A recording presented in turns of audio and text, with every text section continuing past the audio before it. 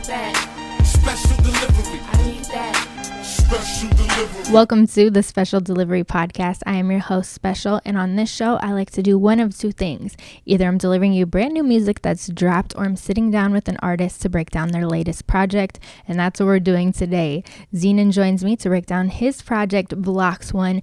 We talk about everything, the story behind the title, how he makes his own videos, him going to school for media communication, what he calls putting his icing on things, different art interpretations, plus he even made individual cover arts for each track. So we talk about that, him being inspired by film, including the movie Inception, and really incorporating Brick Squad and Atlanta music on this project, and so much more.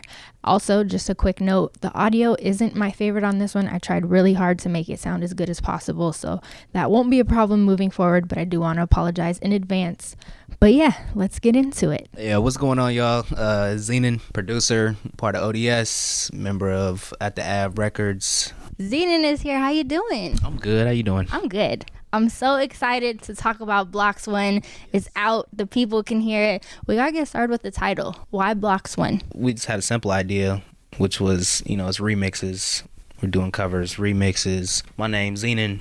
They call me Z for short, so I was just like, just gonna call it the Z Mix, and that's what it was for a long time. And then I'm sitting with a Soundtrack one day. Shout out Soundtrack. Working on the art cover. Basically, we had the whole concept for it, which was, having like little 3D kind of blocks and stuff coming up, just as some visual artwork. For me, the cover art doesn't really have to be super duper tangible to your title and things like that. I just liked how it looked with the blocks and everything was coming up. We're in the moment, we're in the heat of the moment, making the art, and Soundtrack's like, should just call it Blockz. I looked at him, he was like, I don't know, just call it Blockz. I was like, keep it. He was like, and he started naming off all these other titles. He's like, what do they mean? I was like, it kind of don't mean much, but it means everything at the same time, you know what I mean? Because when you put a title with a lot of your projects and stuff like that, it makes sense. And in terms of blocks, they're kind of like building blocks to the different tracks that I put together with the covers, and they're all kind of like culmination of remixes and in a series of remixes that I'll be putting out. So yeah, that's kind of how Blockz came about. And it's cool because it's one of those words where you can incorporate the Z, so it makes sense. Exactly. You put Blockz with the Z, and now it's you. Boom.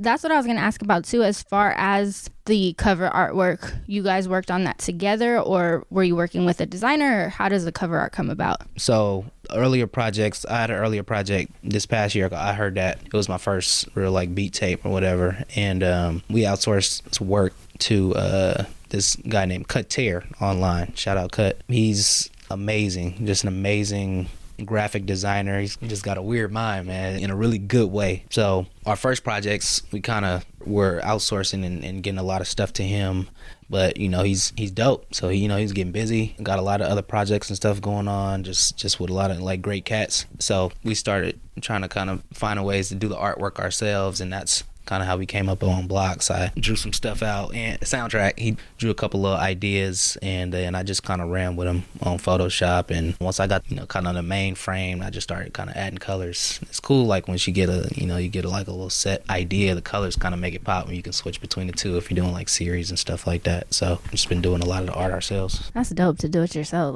Well, it's fun too, because you can learn different stuff about what you can do. Sometimes, be honest, you make music all day doing different things. It's art at the end of the day, and it's kind of a cool avenue to explore doing different stuff. Speaking of doing different stuff, the videos, oh my goodness, they're so good. You make those yourself too? Yes, I did. Oh my God. I'm kind of like a nerd when it comes to like creating. So okay. I personally want to know, like, if you want to tell as far as the programs used and stuff like that, but also just kind of the visions behind it and why you think it's important. I use Premiere, and my whole thing about it is I'm real rhythmic when it comes to like editing. When I went to school, I also went to school for like media technology, more or less. So we did a lot of different sound design, video editing, things like that. And I've always had a passion for film as well, and just like cutting images to sound, cutting images to music, which is, thinking about just kind of like the industry and stuff is a super important thing as well, just about, your images and how they move and what they kind of portray when playing music. So for me, my process was really that, just kind of like feeling it through. A lot of music videos, you know what they look like, but just when they come to a different song with a different bounce, you just kind of want it to reflect like that, and I did cut I chopped a few down just to kind of like accentuate certain portions, and it's cool just because it's not what it originally was at all. Sometimes the stuff is like sped up, sometimes slowed down, and it just gives it's just a totally different vibe, and it's cool. My little thing I like when they have like dancers and stuff in the videos and stuff. That's like my favorite thing. Like probably one of my favorites is I like little details, but kind of panning back, I like to micro kind of look at that, because the feeling, it's more about the feeling that's there when you finally see the full thing. Not so much that the detail was like super important, but when it comes back, it's just a good feeling. Yeah, that's like my vision behind editing anything, really. It's just feeling. It's so dope because it's basically just another glimpse into your mind. You're not only remixing these songs, but now you're remixing the videos and being able to give that visual element, because I think, you know, a lot of producers, it's all sound, and to them it's visual, and to some, you know, listeners it's visual, but having both of those and being able to hone in on those little details, like, it's just really a journey through your mind that like we're so thankful for, because that's so dope. So. Thank you. Yeah, I mean, and at the end of the day, it's all sampling. I mean, it's all sampling, so it's kind of ingrained in what we do, even if it's music. But if it's videos, it's the same thing. You can get found footage, and you're trying to repurpose something, give it a different meaning for people to analyze and for people to love. So Love it. And then before we get into the tracks, I have to ask about the all caps in the song titles. I think producers also do a fantastic job at titling things and being very strategic with how they do it. You'll see a lot of all caps or all lowercase, or, you know what I mean, meshing words together. Like, it's such a different part of the creative process that I feel like rappers and singers and other creatives don't really tap into, but producers are very into the titles. Why all caps on this project? It's kind of like how you do your artwork. Everything is just a visual representation. There are a lot of beat tapes or things like that are unofficial. They're just all lowercase. So I know that was kind of one of the things. I just didn't want to do it. I just wanted to kind of, I was like, oh, it's the opposite of lowercase. They're just bold, and they're kind of all blocky. If you're like really lowercase, they have this different form, but I think a lot of the capital letters and stuff is just, they're all blocks. I love when it comes full circle. Now we just gotta go track by track. 21.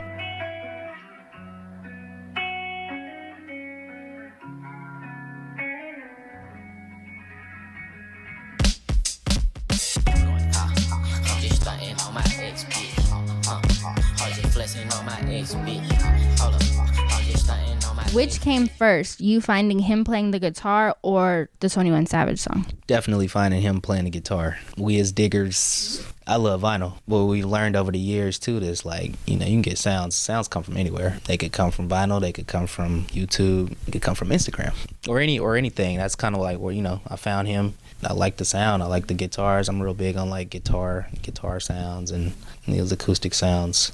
It was just a good feeling. But yeah, and then the lyrics came after. Just to, you know, a lot of times that comes from, you're working with artists back and forth. Sometimes you're like waiting to hear back from them, or you just got downtime sometimes. So you're making beats, and a lot of times it's just good to like hear another voice on it. You know what I mean? Just to see where you stand on that song or on that track. Just to kind of see kind of the route that it might go. And that's kind of how a lot of the stuff, you know, ends up, and just like, what's this cat sound like on here? That leads us to Commas. Just a pure example about how your drums sound so live and so crazy.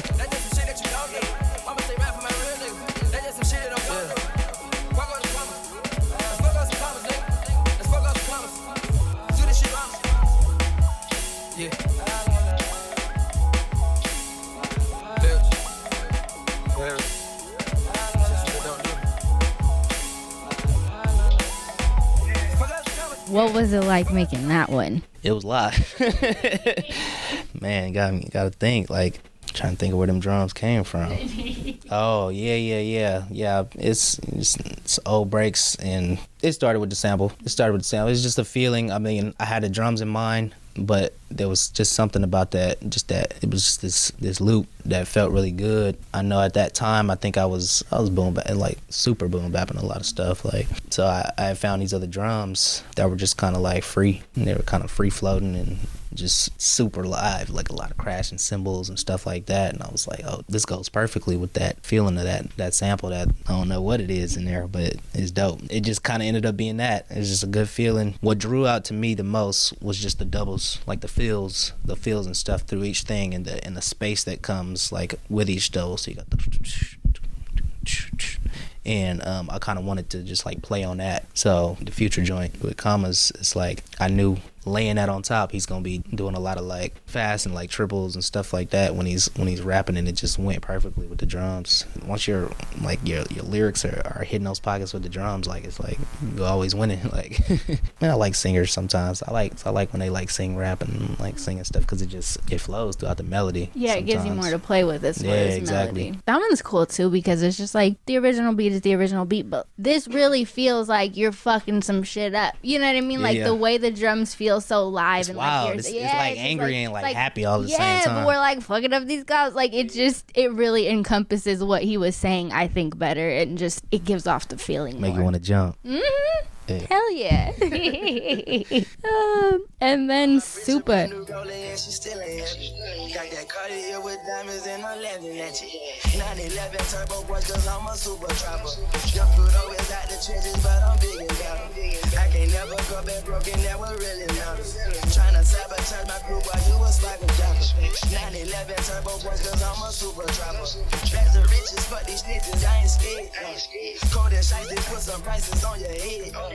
I feel like that one feels video game-esque. Was that on purpose or it just kind of happened? Before that, shout out Keith Bueno, because when I posted it, it's funny that you said that too. He dropped, it's like this Mario. Mario was like dropping these balls to the beat. It was like, whoop, whoop. It is really video game-esque. So that was the vision for it? Like you did intentionally kind of make it video game-esque? It was just the samples. You know, sometimes they just had some crazy sounds. I don't even remember where that record was, but it was like, yeah. It was the Bob James joint. Look, I'm sorry, I make shit and forget. That's why we're right. That's why you guys are teammates. Yeah, so the Super joint, I found a sample. It was Bob James. It was just this crazy, like, it sounded like casino. Almost like it sounded like you're in a casino already. You know, just kind of like with that vibe, I just wanted to like give a little extra to it. I just started adding like these little bubbly things on top of it. You know, it sounds like Yoshi when he like jumps. Like Yoshi when he jumps in the air and stuff like that. So it just kind of came together. As far as the acapella goes, we just been on the like kind of putting a lot of trap in lately just because it's cool to hear, man. A lot of people talk about the trap like, oh, these cats can't rap, you know, but it's just different tastes. Like for people, like a lot of them have some of the most ridiculous cadences, and sometimes the beats don't reflect that. Not that they're not good, sometimes they just don't reflect the talent that they actually have. So I think it's just cool. Like it almost makes you like listen to what they're saying even more sometimes, and I think that's a lot of times why we've been messing with the trap and giving it a different purpose and having people be able to like kind of like hear the word. It's crazy. I don't even hear them sometimes, like when they when they rap, but when I hear them over the beats, it's like you can really hear what they're saying. Yeah, speaking of the trap, that leads me to my favorite, Juice.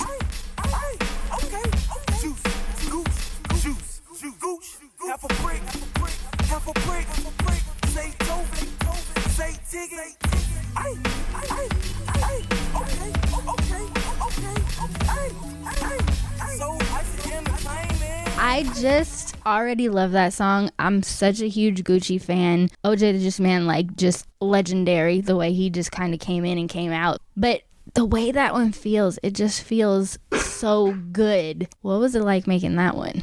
So Comma's probably my favorite track, like listening to. Juice was probably my favorite track in the process of like making, just because I have an affinity for OJ the Juice Man. Like I you know, that's my high school experience. First up, I used to run classical out the building. That's the State versus Reggie Davis at Gucci Mane. And I think just that whole wave, him and Waka and OJ Juice Man coming on, Brick Squad, like all of that, is just what I was like in high school. Everybody was slapping it. I was slapping it. It was just cool. He had the swag, OJ. And so when I found it, my first thing, it just took me back to kind of like, again, like what they were, like the kind of beats that were under it, what they were going, you know, the production that was under it. It was just a fun track just to hear his pockets and his, hey, like all of that stuff over this like lush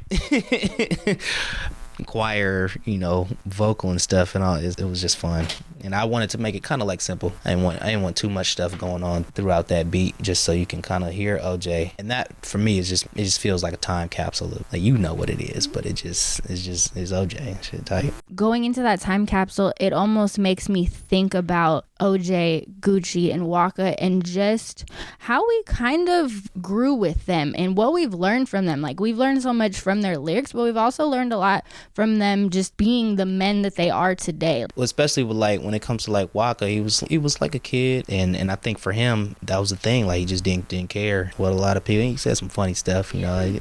He said a lot of different funny things, but I think that wave and that energy of just kind of like whatever, it kind of comes in those lyrics. And of course, like I said, you got OJ, kind of the same thing. I'm gonna just be, hey, I don't know, it's just it's fascinating, and a lot of people gravitate towards that. And just, I think we all are trying to find that way, that method of being who we are unapologetically, you know, because nobody's perfect, you know. We all got faults, and we all got good things and bad things about us, you know. It's sometimes good to just not have to worry about what people are always thinking.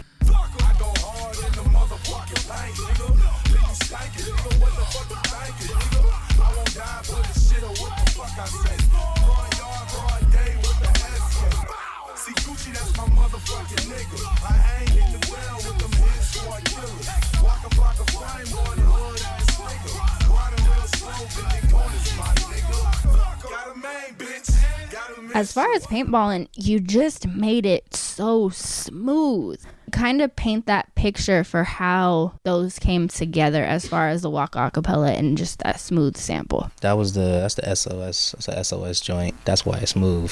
First off, a lot of them, all that stuff is crazy. Again, the lyrics didn't really come till later. You know, a lot of times we'll sit down and like, all right, I'm gonna make a remix today. A lot of stuff, I'll make the beat, and I was like, oh, kind of cool. So for me, it started with the beat with SOS. You know, you hear the breathing. You know, you hear like it's got kind of like get you in a way, in a mood, and then, you know, you got the flutes and everything coming over it. So the soundscape was already like this kind of soft vibe. In terms of the lyrics, just kind of wanted to go to the polar opposite and just kind of juxtapose those two different ideas of like having this smooth feeling over just some hard talking. Why the title Paintballin'? I like to do a lot of play on words. We always joke around, and the lyrics not go hard in the paint. And at that time, I was doing different cover art and stuff like that. I was getting real literal. Like the first time, I think I was looking up photos and stuff of cats like paintball and stuff like that, and I think that's kind of like where it came about. I was like, oh, it's called paintball, and that's dope. I don't think I wanted to go that route visually. It was just a little too literal.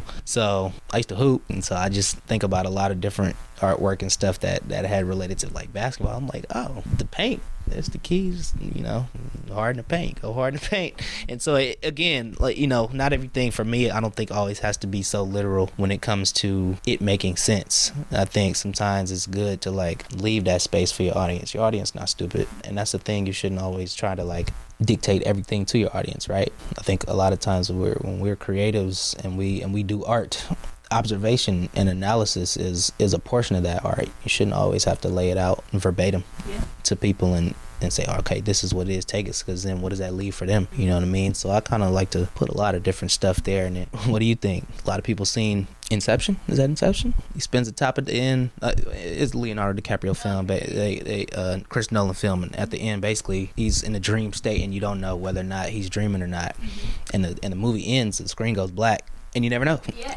So a lot of people are like, oh, well, I think this happened, and it's totally fine, like either way. And I like film. A lot of my influences come from that when it comes to just kind of leaving it open to the audience, unless you want to make like an exact point. But it's cool sometimes. So that's how the artwork came across, with just the, you know, AI kind of on the front and his paintball, and you can kind of just like make what you want from it. I love it. Art is about interpretation, so being able to leave it open for interpretation and get those interpretations back, like, it's just incredible. So that's dope. We'll go back to America.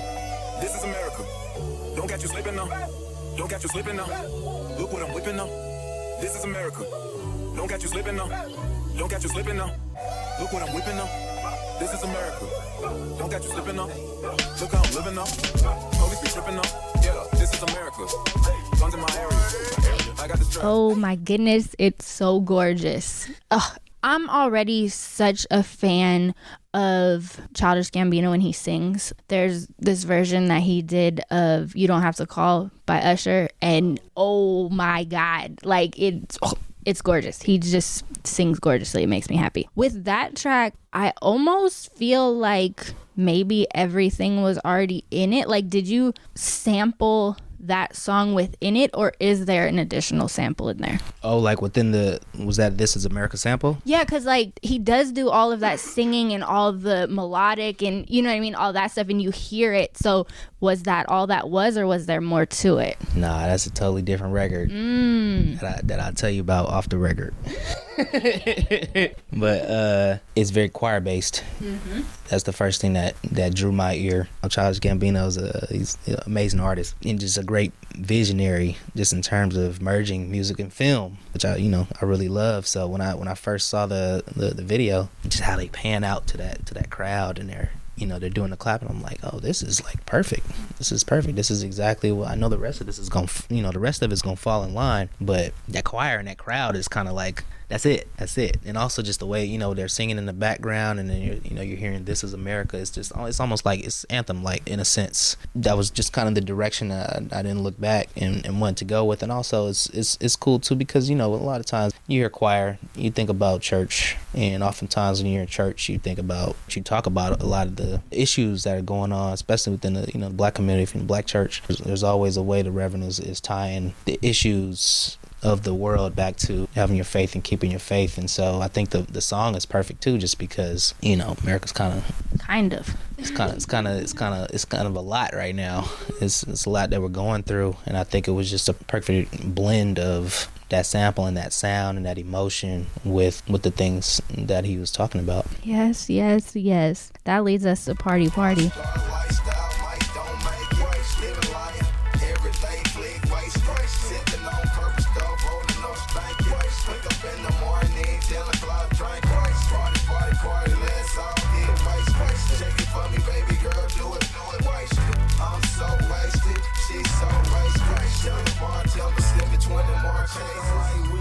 It's funny because in my notes I put that Party is smooth and glittery, and to hear Soundtrack say that you put the icing on something, that you guys actually call it icing, like I feel like icing and glitter kind of go together. So kind of walk us through taking that Gucci song and making it, as I said, smooth and glittery. That sample's crazy. I think I was just really in a mood. I was in a Brick Squad mood again. I just like that era. I think that was one of the tracks off State versus Rachel Davis. I used to play that in like all the way in the ground.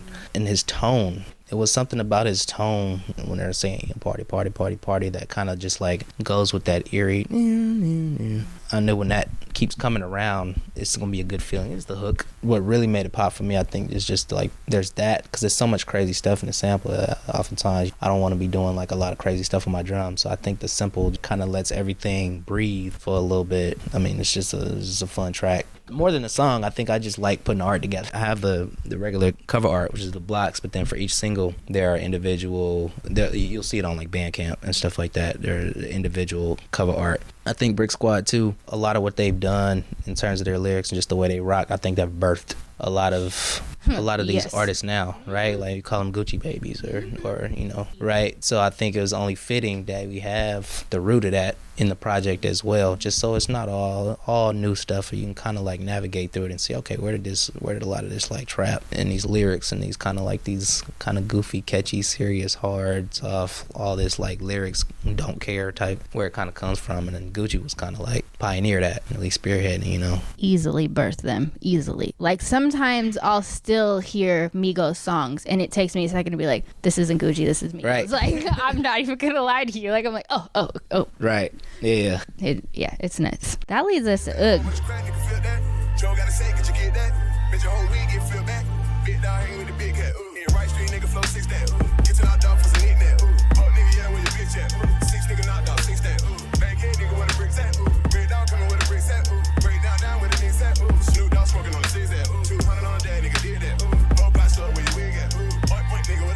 Ugh is just so head knocking. Like, I mean, of course, the smooth stuff is fun, but I think for producers, like making that head knocking shit that you just play super loud when you're making it is just so good. Walk us through making that one. Man, 2007, 2009. You already know what I'm talking about. Dro, like. Best Thing Smoking came out right after King. I think he had a feature on T.I.'s track Bankhead. That's the first time I heard Young Dro. and it was just hard. So when I heard that Best Thing Smoking came out, like, man, I'm all over that. I ran that in the ground, kind of like Brick Squad, and it was just in my ears all day. So I got an affinity for Dro and just his cadence, you know what I mean? The stuff he talks about, how he talk, and just the swag that's on it. Like, I love his lyrics and his cadences, his pockets. It was no different. It's just one of those ones, and it's always to some hard beats. So it's just always one of those ones where it's gonna be super fun, get you going, just super energetic. It's just the feeling that I want to go for. Again, keeping the beats, like keeping them simple, you know, having just a simple kind of like to let him go, because he going all, you know, all over the track. It's Young Dro. I love his lyrics, and I love just kind of his whole cadence about stuff. And it's goofy. And you talk about some serious stuff too, but he's got a humor to him. A lot of people in Atlanta got a humor. You know, humor is a major part of not just the music, but just, you know, how things are as well, which is great. And I kind of want to capture that in my artwork too. So if y'all look on Bandcamp, you know, you got the baby. It's just a nasty baby with some shit all over his face. And first thing you probably say is ugh. So it's like, oh, it's perfect. I shared it with Soundtrack. Man, a few words, but yo, that's the first thing you go, yo, and just shake his head. So I'm like, okay, I'll put that up there. And then the last one, Play. Sometimes it feels good to remember when. Yeah. Overtime, 'cause I ain't have a mic. I was in that Chevy playing Savage Life. Niggas looking like I had it wrong. Now them niggas know I had it right. They don't know about them sleepless nights. Them looking for a reason nights. They say it's 6 degrees in life. Of course, Nipsey. R.I.P. Nipsey. Definitely. You talked about how a lot of these songs you played with the sample first, made the beat, and then kind of were like, okay, there's this acapella, it fits. Was this one a little more intentional, or was it the same process? Half and half. I made the beat first, for sure. Sampled it a while ago and put it together. It's how it first comes in, like with the intro and everything, that it just feels like a real statement. Say a lot of things have been going since then, and sometimes it's good to remember when. And you know, I'm thinking about that, and I'm like, man, it's the last song, and you know, it's been crazy just the past couple months in terms of that whole situation, and I'm like, it's gotta go. It's just gotta go on there. So I think half of it was already done. You know, I'd had the remix for a minute, but just the intentionality, like really putting it last, kind of paying homage to the way that he's paved, kind of like, you know, the stuff that we're doing, all of us, kind of like, you know, we promote ourselves, and we're doing a lot of stuff out the trunk, if you will, and that's kind of a, you know, an old concept, but one that Nip has really stood by and really pushed and really has inspired a lot of people to do the same. So I'm like, it's only right just to put it on. Ain't got to be no huge like shout out or statement, but you just know it's just, you know, that's that last thing. You hear it and know what it's about. Like I said, it's half and half. It was done, but I intentionally want to put him last and show my respect. That verse is just so encapsulating because it's so reflective of him and his journey. It's just so eerie yet beautiful, that verse in itself. Yeah, and it's something that we can all attest to, right? Like, it's his story, but it's our story. Like, we're all trying to find a path, and we're all trying to make a way, you know, a way for ourselves. We all have, you know, shortcomings. We all have roadblocks. Just to know to stay the course, put in the overtime, as he was saying, how it just kind of comes on too. Like, I love that, how it just comes overtime. It's totally silent. There's a lot of parts of those lyrics that just, it's weird. Like, I listen to it and it's almost, I consume it still, even though it's like my remix. Like, I still listen to it and I'm just like, man, this is crazy. Like, it's crazy what he's talking about. And it's like, this is what I'm doing. Kind of like right now, it's what we all doing. It's just a great outro. It's just a great message. And I think that was my whole thing too, just about Blockz. Yeah, it's random, but it also is going to take you on some type of journey, whether it's going to be the exact words that you take from it or the feeling, but it's going to take you on some type of journey. It's going to be some type of cohesion to it, and there was nothing better for me just to top it off with Nip at the end. Definitely. Yeah. Anything else you want to tell the people about Blockz One? Man, go buy it. It's on Bandcamp right now. It's still out. It's at Bandcamp, streaming on Apple Music, Spotify, Tidal, everything. That's pretty much it, man. And enjoy it. I really, you know, put a lot into it. I just want to be able to spread something to my listeners and other listeners, new listeners, old listeners. So yeah, just go support, stream it, loop it if you can on Spotify, whatever. But yeah, just enjoy the project. Yay, thank you so much. Yeah, thank you. I appreciate it. No problem. And thank you so much for checking out this episode. Not only has Zenan put out Blockz 1, but he's also put out Blockz 2. So make sure you check out both of those. And if you enjoyed this episode, make sure to hit that follow or subscribe button on whatever you're listening on. And then reach out to me. Let me know what your favorite part was, or just say hi. I'm on Twitter at SpecialSays, and on Instagram it's at SpecialSays as well. As always, this episode is dedicated to Marlon. Do what you can to stop senseless acts of gun violence.